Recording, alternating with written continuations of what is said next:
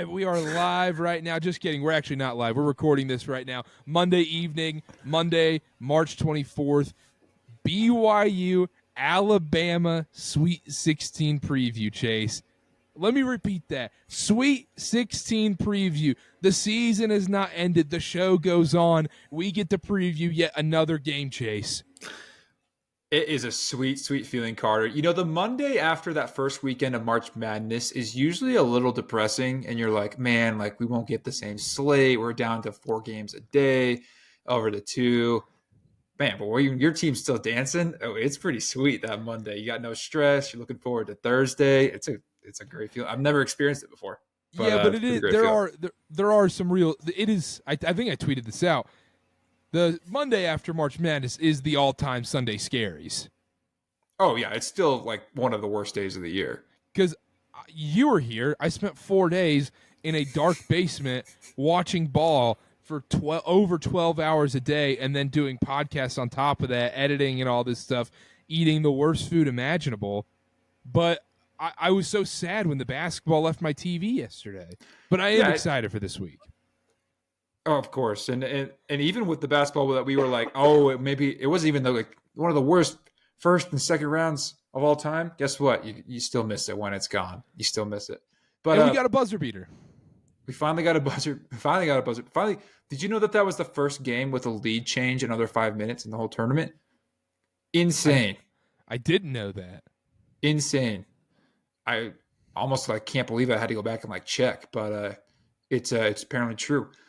But still, Monday's not the worst feeling unless BYU's dancing. You get a little bit of that extra sauce. No stress either. The game's still a ways away. You just get to stare at them. Sweet 16.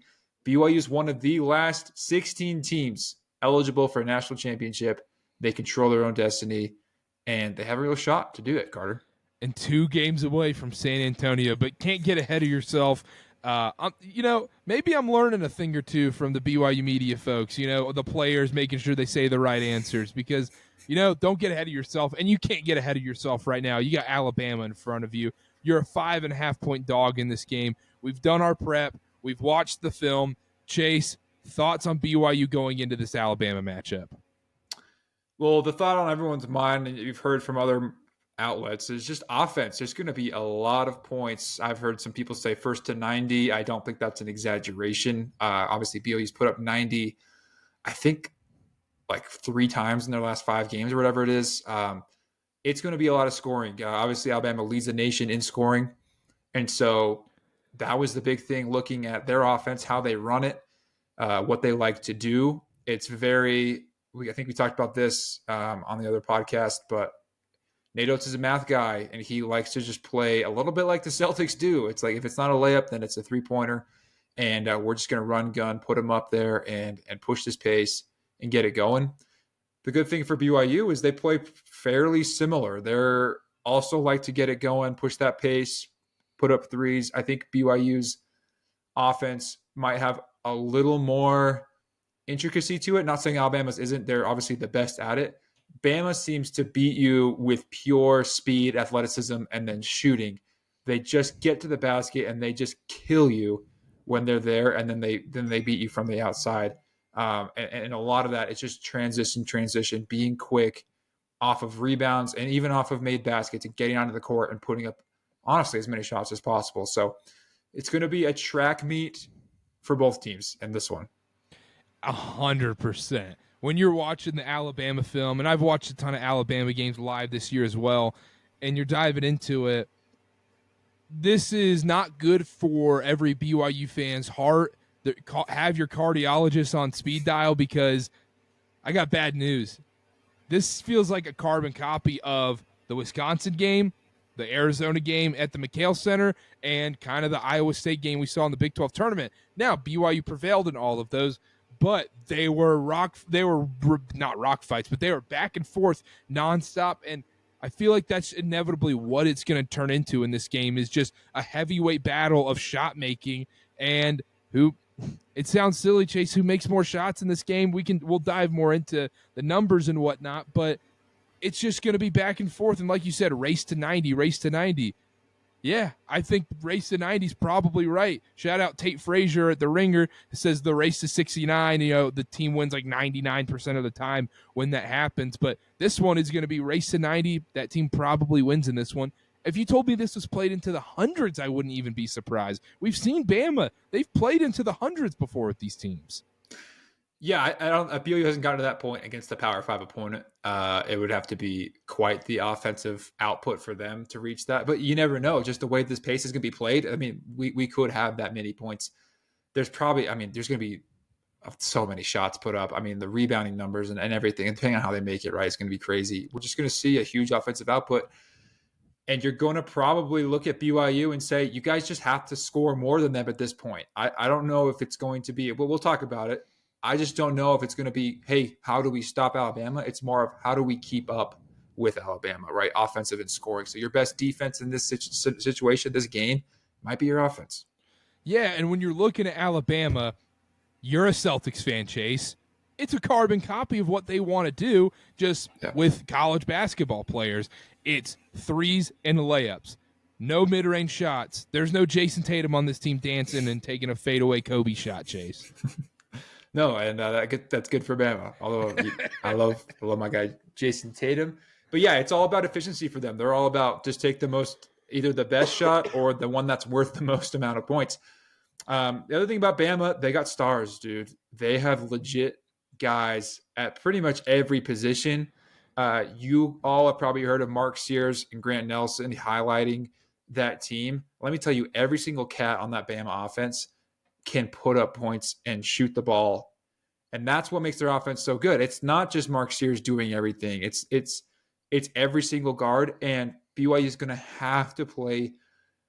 I mean, like I said, I don't know if it's going to be like, can we stop Bama? But they're going to have to at some point, right? Keep them from the hoop and keep them in front of them. This is going to be the toughest task of the season to do that because all these guys can get downhill, finish at the rim, and BYU is going to have to figure out a way to slow them down. And it's interesting because we talked about it with the Wisconsin game, and I think the one similarity that we'll see in this game was I worried about BYU going into Wisconsin that when they get stuck on one-on-one defense, do they give up a ton of free throws? And that happened in the Wisconsin game. And Bama can get to the line because they either penetrate and get a layup or they shoot a three-pointer and chuck up a contested shot. And the other thing on top of that is, how does Keba fit in an up-and-down, fast-paced game? Is he able to stay on the floor? Is he able to stay out of foul trouble? Is he able to, let's say Alabama says, you know what, we'll go Grant Nelson at the 5. He's 6'10", 6'11". We'll just put Grant Nelson on Keba and stretch the floor, and that's going to open everything up. The paint's open, and then all of a sudden, 5 dudes on the court can really shoot for Alabama, and all of their guards are freakishly athletic, super, super quick. You talk about Phylon and Aiden Holloway on top of Mark Sears. These dudes it's going to be super tough for BYU to defend one-on-one. And I don't know about you, Chase. I really struggle to see how BYU defends at a high level in this one. Yeah, we kind of said about Wisconsin, right? We thought that the 7-footers would stretch out Keba and maybe make it a little different. And say we won about BYU's defense, they did give up 89 points, right? And almost blew the game. So it wasn't their greatest defensive performance. They got the stops they needed. Some moments were better than others. Huge shout out to John Tanji for having an insane game, Blackwell as well. The thing is, like, you're going to have 4 John Tanjis and Blackwells on the court. Like, all these guys, they have 6 guys that average double digits in points. And 5 of those guys are guards. And we've said it all year. BYU's weakness is tough, shifty guards who can get to the basket. You saw what Tanji did to BYU. So BYU is going to have to figure out a way to do this. I don't know what it is. I don't expect them to go any zone. We didn't see that in Wisconsin, and I think Alabama would absolutely eat that up. You're just going to have to get down in your defensive stance, slap the floor, and just play the best defense of your life just to slow Alabama down. That's how good offensively they are. The one thing you can do, run them off the three-point line. Keep them from getting those extra points from those high percentage shots being wide open. Force them, funnel them into Keba as a rim protector. That is where I see BYU possibly having the advantage here, is because of his elite shot blocking at the rim. And if Bama, like you said, does decide to go small, then he might get stretched out a little bit. Then you're going to see what BYU comes out with. But boy, it's going to be – I'm excited to see what they do. I think they just they're going to have to come up with something a little spicy to throw at them in order to try and slow them down. Because I don't know if BYU can just roll out what they've been doing and expect it to work. And the other interesting part is, okay, you want to stop these elite guards and these shifty guards, so you're going to have to put Mawit Mag on someone. I wouldn't even be surprised if we saw Mawit Mag on Grant Nelson early on in the game, because and then I worry about Mawit getting into foul trouble, but then who are you going to put on Mark Sears at that point? Are you going to put Mawit, or are you going to bring in Trey Stewart? You want to probably bring in someone to stop him, and so it's interesting, and then you don't want to give up too much on the offensive side of the ball as well. You want to keep your guys in like Dallin Hall and Yegor Demon in the game because you need them offensively. So it's going to be a weird balancing act, and Kevin Young's going to have to coach his best game ever. But there are ways that the way we've been talking right now, Chase, it sounds like we're saying Alabama's the 2015 Warriors and or 2016 Warriors. They're going 73-9. You can't beat them. They are a beatable team. They do shoot themselves in the foot sometimes. And I think a big key here is, we've talked about this so many times, Chase, but it's true, and especially true against this Bama team, is that the guards have to get to the basket and not settle, especially in this game, because Bama can give you those easy layups and those easy buckets in this game. You have to take them. You have to make your bunnies. And also, Bama can foul quite a bit in this game. I have a stat about that, but I'll get back to it. Controlling the tempo and force Bama into a half-court game some way, somehow. They're going to get out in transition at certain points in this game, but you have to stop that. I know BYU wants to be an up-and-down team, and they can win that way. I really think they can. They got to shoot lights out if they do. Bama's probably better at that game, but if they're able to slow the tempo down and get to a half-court offense, then Bama's defense isn't the thing you're talking about Alabama. They give up easy buckets left and right, but they're playing a math game like Nate Oates, the math teacher he is, 3 versus 2. That's what they're playing here. They're fine giving up some easier buckets if it means they get to put up more threes. Yeah, interesting, Carter. I'm going to have to zag a little bit. I think the key to BYU in this game is to get into kind of a high up and down, pushing the pace and getting transition for the Cougars, because first off, that's when BYU's best. We've seen BYU's half-court offense. It's not pretty. Even against a team like Alabama, I just trust Yegor Demon, Dallin Hall, even guys like Mawit Mag in the open court running down more than I do at any given time 30 feet away from the basket with the entire defense set up. The problem is, of course, Bama's counterattack, which is statistically the best in college basketball. So I see exactly where you're coming from. And honestly, it makes total sense. I'm just thinking, if BYU can get into kind of a track meet, Yegor Demon finds the right people, Richie Saunders is aggressive, gets Bama on their heels, gets them in foul trouble. I don't want BYU to be chucking up threes, like Bama will be. I want them getting to the basket, challenging the bigs, forcing the game to slow down that way, with you scoring, getting inside, getting fouled, and so that Bama is no longer, it won't be able to get into transition that way. If that makes sense. I don't want you to going back and forth, but I do want BYU to continue to push the pace and dictate the tempo in this game. Okay, you might have put me in a pretzel there, because I was a little over the place. Might have put me in a pretzel there, but I think that's my dumb brain right there. But I think I understand what you're saying there too. Is like, obviously you want to get into that track meet a little bit, because that's when BYU is at their best. But the other side of the coin is that Bama's better at that game, though, and that's how they actually want to play. And I don't know if BYU defensively can hang for 40 minutes if Bama's playing that game. I think that's totally fair. I honestly just don't love BYU's offense in the half-court set. I just think it's when it's at its worst. Yeah, and so my counterpoint to that would be Bama's defense is that bad, in my opinion. Teams that slow them down, especially if you watch the Florida game, when Florida got into their half-court offense, they kind of were able to do what they want. And also, when teams would get Bama into their half-court offense, they get to the free throw line at will, because they can drive on these smaller guards, and they give up so many fouls. In their losses this season, I have the stats right here. Bama's given up so many free throws. Okay, let's just go through the numbers here. Purdue, they shot 16 of 25 from the line. Oregon, 20 of 25 from the line. Ole Miss, 14 of 16, their lowest total, but Bama had 21 turnovers in that game. Auburn, 22 of 32 from the line. Missouri, 31 of 47 of the line. And these are what these teams shot, opponents' free throws. Missouri shot 47 free throws in that game. Tennessee, 19 of 26. Florida, 21 of 29. Florida, again, 18 of 28. They give up so many free throws, and that's why we're both saying you got to get to the paint because they will foul you. You can get them in foul trouble, and that way, that's how you can slow the game down a little bit. You're still playing a little bit of your faster, up-tempo style, but once you force them to the line, it slows their game down, and then Alabama can't get out in transition on the other end. You're literally killing the ball and all the momentum in it when you force a foul, right? And then BYU's become, knock on wood here, pretty trustworthy from the free throw line, shooting at an amazing clip over the past, honestly, 2 or 3 weeks in these games. It's been the difference, and they've been able to win games because of their performance from the line, whereas they were losing them just a few months ago. So hopefully they can keep up with that. The other advantage I think BYU has is the guards that BYU will be going up against will be much smaller, tough to stay in front of, but offensively, big advantage. I mean, 6'9" Yegor Demon may be being guarded by someone like 6'2", 6'4" at the tallest, right? And so being able to, guys like Richie Saunders as well, 6'6", Moet Mag, he's even 6'5", Dallin Hall's a legit 6'3". These guys are going to have a bit of a physical advantage over Bama's guards, and that's already their weakness, is giving up the penetration, right, on the defensive end.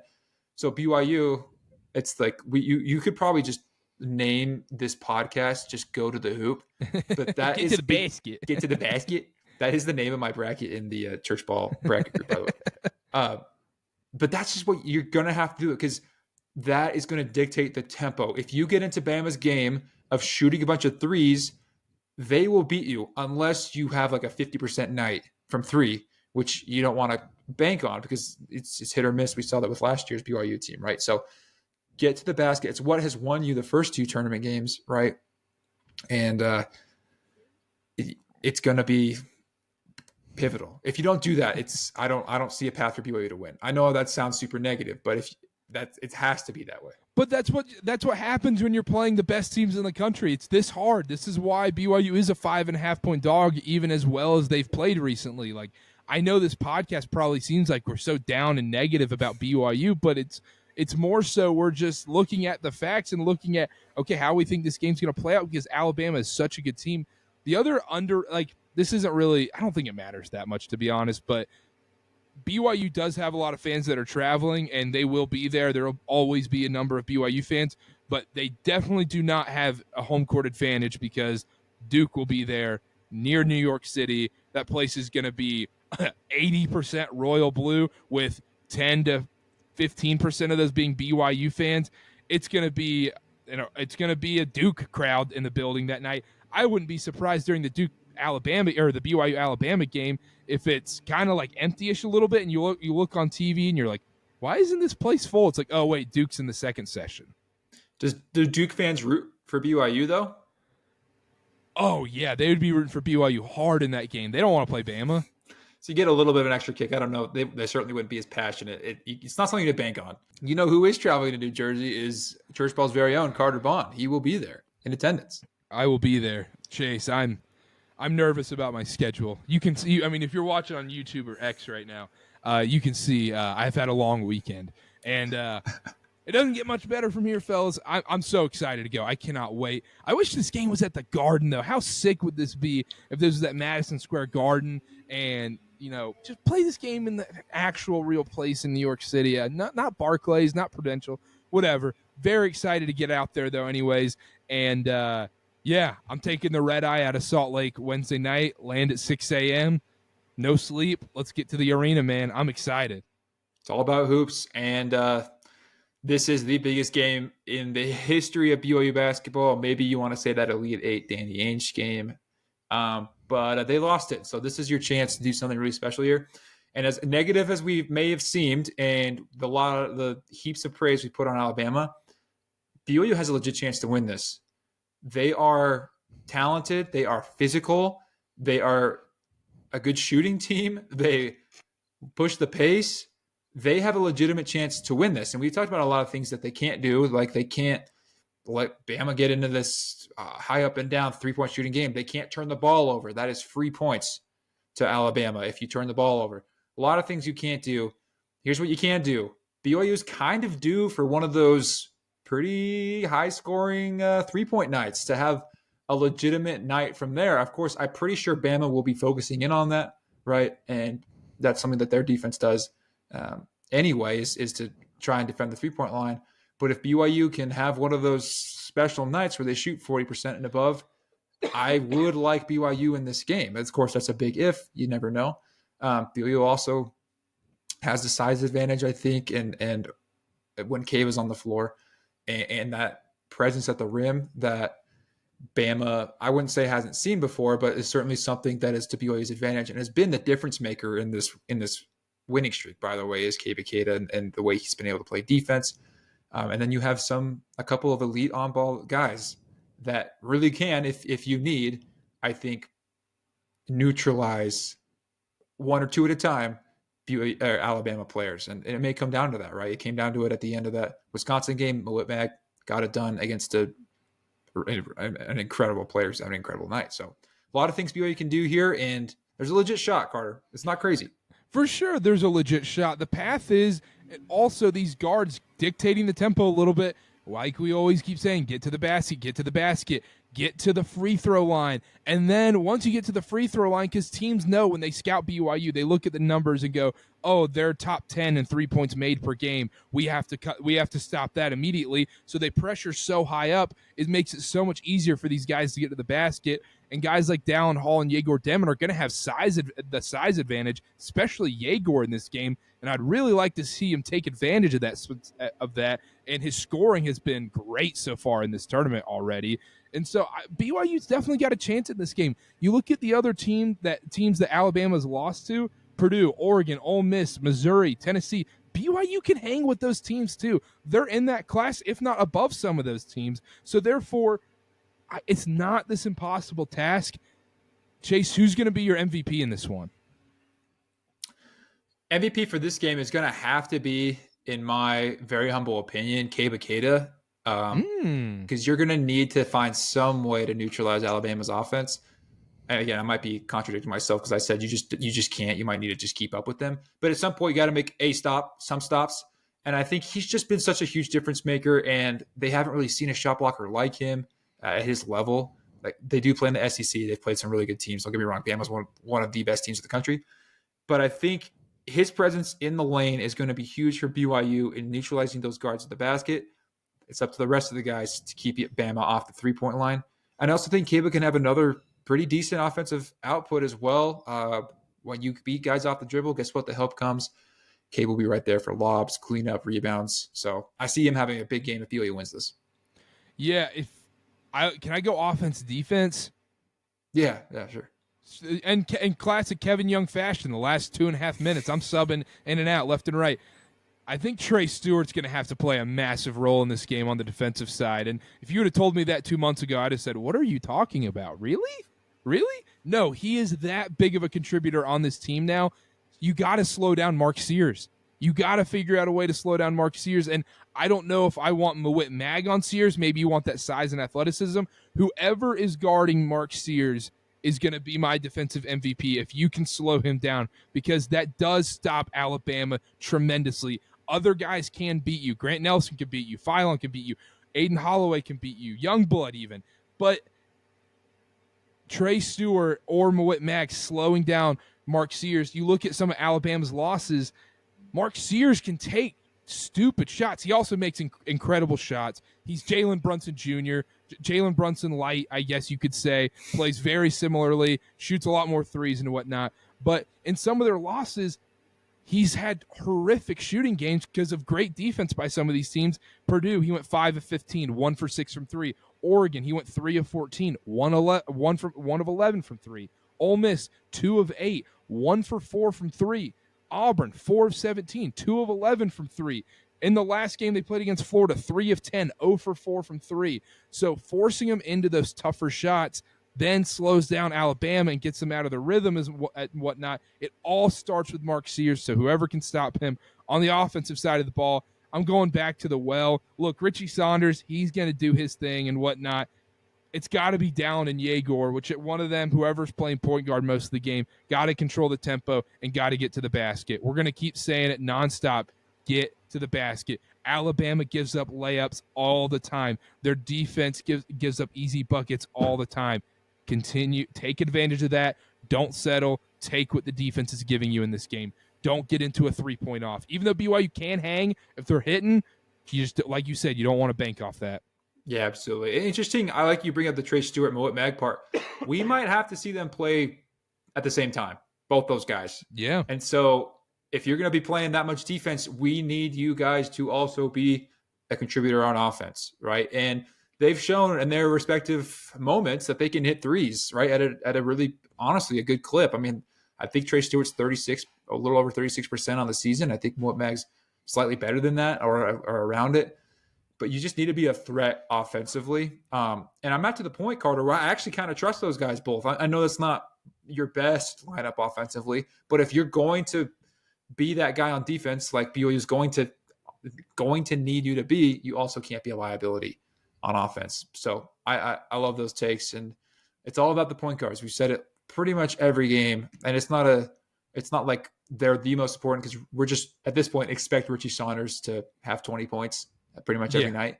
But those guys really are the quarterbacks of that team, and they're going to have to be able to navigate some tough opponents. I think also we haven't really talked about, this is an SEC team. The style is going to be completely different from VCU and Wisconsin. I expect it to be a lot more physical than those first two games. The advantage for BYU is they've played some dang physical teams and beat them, and had their butts beat by Houston. And so they've shown throughout the first two games of the tournament that they can be the more physical team and bring that energy. As far as SEC teams go, Bama is maybe a little more of the finesse side of that conference. And so BYU does have possibly an advantage if they bring it to be the more physical and set the tone in that aspect of the game. Yeah, that's a point I wanted to bring up, and I'm glad you did, is that BYU is the more physical team in this matchup. I've watched tons of Bama basketball this year. Bama, they're quick. They're more finesse. I'm not saying they can't be physical. I'm not saying they can't play good defense at times. But BYU is the more physical team in this matchup, and that's why it's so freaking important, Chase, to do what? Get to the freaking basket.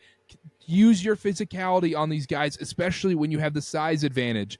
But, yeah, those are my MVPs. Predictions time. What's the score prediction for this game, Chase? In the spirit of what's going on, I can't pick BYU to lose, so I will go ahead and have them as the winner. I think they win, and it is really a race to 90. I think they win 93-92, and they pull another close one. I think free throws, again, are the difference. They've been absolutely clutch with them so far, and knock on wood, it keeps happening. Put me in a tough spot here. You were going to pick Alabama, but now you want to pick BYU. No, because I'm honest, Chase. I'm going to stay true to my roots. I'm picking Alabama in this game. I think Alabama wins. Boo! Oh yeah, absolutely. Boo me, whatever. Sweet 16, Big 12 take, whatever. I don't care. I hope I'm wrong, but I'm going Alabama 94, BYU 89. I think Alabama pulls away at the end, and I think Alabama dictates the pace in this one. And I think it's a great game. I think there are so many free throws in this game, though. I think that's going to be gross, and guys getting into foul trouble on both teams. And I think it's going to be played similarly to the Wisconsin game. I just think Alabama's much, much better than Wisconsin. I think can't argue with that. Can't argue with that. John Tonji, though, I mean, you're not going against John Tonji on the other end. So a big physical guard like that can move like he does, I mean, that was a nightmare matchup for BYU. Yeah, you look at Mark Sears, averages almost 20. He does it in a different way than Tonji does. He's much smaller, but in his own right, an insanely elite player. And Bama's going to bring their A game. I mean, they have a chance here to go to the Elite Eight with a potential matchup with what we think will be Duke. And I think they went to the Elite Eight last year, right, Karter? 2 years ago? Alabama was in the Final Four. That's right, Final Four last year. So they have the experience to know what it takes to win. The great coach.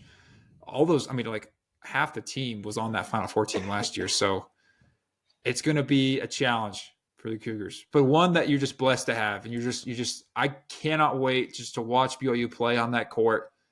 The one that says Sweet 16 instead of just normal generic March Madness. It's going to be special regardless of the outcome. Yeah, and I cannot wait to get there, dude. You have no idea how excited I am. Go get there, get in the building, watching that game up close, and you have no idea how bad I want to see them play on Saturday again too, and then in San Antonio as well. I want Duke versus BYU so bad because I think that'd be a fascinating game. If Duke BYU play, man, I will say, like, obviously I've watched every second of both of these teams. The one thing I would give BYU if they did play Duke is BYU, if they throw the right lineup out there, they can go size for size with Duke, which is crazy because almost nobody in the country can. But size for size, BYU can go there. We'll see if they would win that game or not. They can go size for size. I don't know if they can go skill for skill. I mean, that's the difference there. I mean, it's Cooper Flag versus Boscovich and. Yeah, no offense to any of those guys. No offense to anybody in college basketball, but Cooper Flag's the best player by a mile. Yeah, exactly. Unless you're an Auburn fan, apparently he's not that great. But anyhow, let's answer some Twitter questions and then we'll get out of here, Chase. Let's go to Mooserton. He said he wants to compare. Okay, which things does BYU have an advantage over? Which team has the advantage? So let's go here. Coaching. He said KYU ? That's tough. I mean, Alabama. It's tough. They've had you gotta tournament go Bama. success. You got to go Nate Oates for experience's sake. I love the optimism, Moose, but like just for experience's sake. Yeah, and going into this game, previewing it, there's a world where Kevin Young can outcoach Nate Oates in this spot, and for sure. We've seen an unbelievable job by Kevin Young with his rotations, feeling out, okay, who needs to be in at the right time, and then also these timely timeouts, game plans, and whatnot. So, but I would lean Nate Oates going into this game. Rebounding, Alabama, number 1 in the country. Yeah, it helps when they also put up more shots than anyone and have games like that, so they do have the most rebounds. I think BYU obviously is not winning in that hypothetical matchup. I do think they can hold their own if they play the right way, box out, and Kava has a big game. But obviously, yeah, Bama, best in the country, at least has grabbed the most boards in the country. Yeah, I would agree. And I think that is a bit of an inflated stat for them, like you said. Rotation depth, he said same, but then he put an edit, and then he said Alabama has 6 guys who average 10-plus a game. Rotation depth equals Bama. I would agree. BYU's super deep in that they could throw a lot of lineups at you, but Bama just has production from more guys spread across the way. And I think they have more guys that can be explosive in a game, too, as well, where I don't know how many guys on BYU can drop 30 in a game. I think Alabama's got probably 4 dudes on their roster that can drop 30 a game on a given night. Yeah, 100%. Offense, he said same. I'm not... optimistic. It's a little optimistic, but I don't hate it. But I think you got to go Alabama. It is. They're literally the best in the country. They score them more points than anyone. So it's hard to try and put yourself exactly that level. But BYU is an elite offense in its own right. It's a little bit of a different way too. Defense, he said Bama, and I think that's a wash in my opinion. I agree. It just depends. BYU's defense is very situational, very lineup heavy. I think with the right lineup, they have a really good defense. I think with the wrong lineup, the defense struggles. So, watch. And then he said, record last 10, BYU point differential the same. Turnover differential, Alabama, 38 versus 128. Got to take care of the ball in this game. Can't turn it and over. Star players equals same. No, Moose, that doesn't. Sorry. Bama's got, you have Yegor Dem as a lottery pick, and Richie Saunders has become a real March Madness guy. If you're going with just like sheer number of stars, I think maybe BYU has the same like number, but star power, I think Bama has it. Yeah. And then he said other metrics that he's missing or whatnot. I would just go to I would just go to Bart Torvik and look at their efficiency stuff and see what disparities you can do there. I do that all the time. I would say just once again, both these teams can do this, but especially Alabama, they can foul a crap ton in these games. So, because their guys are smaller, you can get to the basket on them. And how about this, Carter? What about the non-metric stuff? BYU is the underdog here. They have an opportunity to make history. They are coalescing better than we've seen almost any college basketball team do. They love each other. They are working hard for each other and rallying around a coaching staff here. They have an opportunity to do something special. Bama's low-key struggled in their first couple games. They've had a little bit of rocky starts in both of them. So there's just the non-legit stats for you. There's some supernatural things at play here. They do love one another, Chase. Yeah, you like how I put that in. Yeah. Shout out BYU football. Anyhow. Yeah, no, I agree. And the other thing is, too, BYU's been more battle-tested in this tournament. I'm not saying SEC play. Alabama's definitely been more battle-tested. I'm not saying that. But in this tournament so far, like you said, Robert Morris had Bama down to the wire at the under-8 timeout. All of a sudden, Bama was just getting every call left and right in that game, and they pulled away. And then St. Mary's versus Alabama. Look, St. Mary's had no chance in that game. Look, the pace they play and the lack of physicality and no dynamic guards on that St. Mary's team, they had no chance at beating them in that spot. BYU, man, VCU and Wisconsin are a much bigger test, but Bama's been through SEC play, so that's fairly irrelevant. They hung in there a little bit, but hey, it's March. I mean, you're waiting for an upset. You're waiting for something crazy to happen. This is the time for it to happen for BYU. I love it. Alex Beach on Twitter said, is there any defensive edge BYU may have over Alabama in this matchup? I haven't watched a lot of Alabama this year. Are they 3 dependent for their offense? What should BYU be looking to exploit in this matchup? Great question. Super good question. I kind of mentioned it before. I think the one defensive edge BYU has is a shot blocker like Kay Bakeda and his ability to just high point the ball. I mean, he's one of the best I've ever seen in college. I wouldn't call Bama exactly 3 dependent. They're not like some teams where it's like if you're hot, then you're going to win. If you're cold, you're not. Bama they're good enough to do it in every single way, but they will smoke you if they do get hot from 3. So BYU has to be able to run them off the 3-point line. They cannot be giving up open shots. Bama will hit them. Yeah, I agree. And we've talked about a lot about what BYU needs to do to exploit in that matchup. And the defensive edge, yeah, I would agree. And I don't think the other defensive edge I think BYU has is they have a guy who can go guard your best player in Mawit Mag. I don't know if Bama necessarily has that, where BYU, you can throw Mawit on basically anybody 1 through 4, and I think he's going to do a really good job outside. John Tanji was just going nuclear in that last game, so I think that's a bit of a, burn the film on that one. But Cliff Amori, I mean, he's a solid shot blocker too, so I don't want to discredit Alabama here as well. Of course. Moving on, let's go to this guy. My question: who's better off the fast break? Seems like KY has learned much more into running plays out of the set offense as opposed to BYU running fast breaks as often as the Cougs did under Pope. Good question. As far as who's better off the fast break, is he asking between like last year's team and this year's team, or is he asking for Bama and BYU? I'm assuming it's between Bama and BYU. Last year's team, this year's team, and Bama, BYU, Bama. Bama, BYU, Bama. What? So this year's team is better at the fast break than last year's team. Bama is better at BYU off the fast break. Yes, okay. Sorry, I agree with that, and I think BYU is at its best at that, but Bama is literally the best in the country. But Yegor Demon in the open court, man, he can do special things. So they need to unlock all of that to come away with the win in this one. Absolutely. Let's go to our guy, Nolan Mickelson. He said, my take is that New Jersey has the best pizza and the best diners. I haven't had New Jersey food.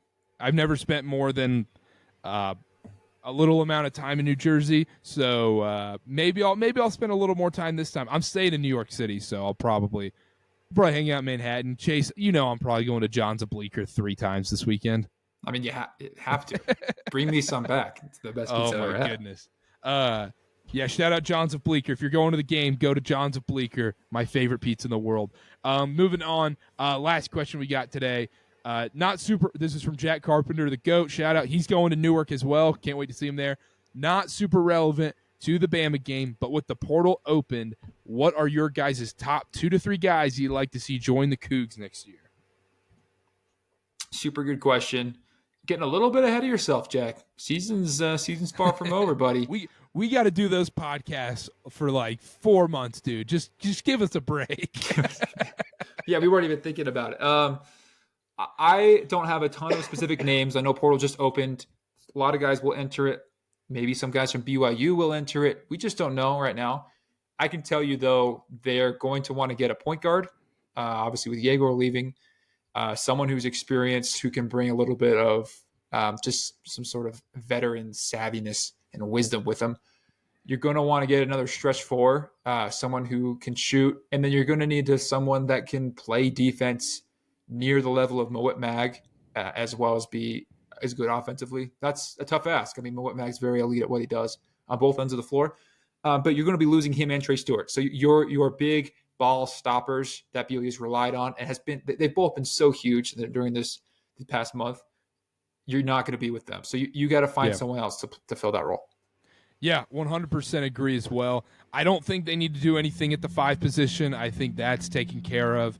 Then it comes into, okay, with Trevin Nell leaving, do you want to go get a guy in the portal that can, catch and shoot, get streaky, and maybe they look into a guy like that? The other thing I'm curious to see in the portal season is whether BYU gets into the same kind of predicament they found themselves at the beginning of the season, which has turned into an awesome thing for them, is where they over-recruited coming into this year, but it's turned out they have so much depth it's actually helped them a ton.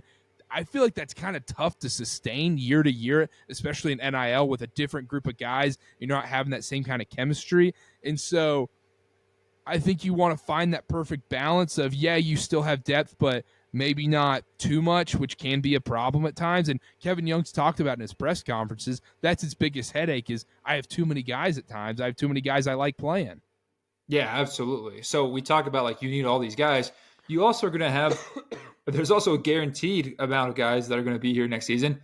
That's a pretty dang good lineup in and of itself. So like Jack said, he only mentioned 2 to 3. I think that's all you need to fill in this roster. But again, you never know. Maybe some guys leave BYU to look for other opportunities, and then you're going to need to be looking. I think the days of open tryouts for BYU basketball are long gone.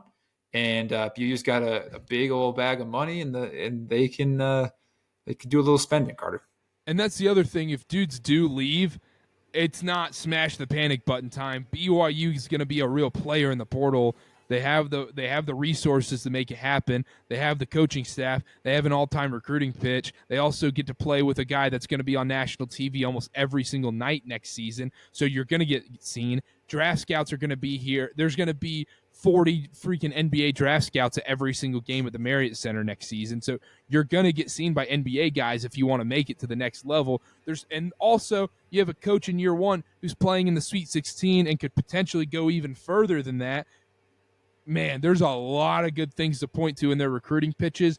But yeah, I think number one, they got to go get a dynamic point guard. I would like to see them go get just a real good scoring point guard that can beat you off the dribble, shoot. And look, I want Steph Curry. That's what I want. It sounds like I'm saying. You're just like, I want a guy who can shoot, beat you off the dribble, make a ton of great threes. But you look at guys who are playing in college basketball right now, and look, none of these guys might hit the portal. Some of them might. Who knows? You look at guys like Donovan Dent at New Mexico. Could he end up at BYU? Rob Wright at Baylor. Does he hit the portal? Marcus Burton at Notre Dame. He's a high volume guy at Notre Dame, but he can put up points. Jeremiah Wilkinson at Cal. Maybe he leaves Madsen and Cal and goes elsewhere.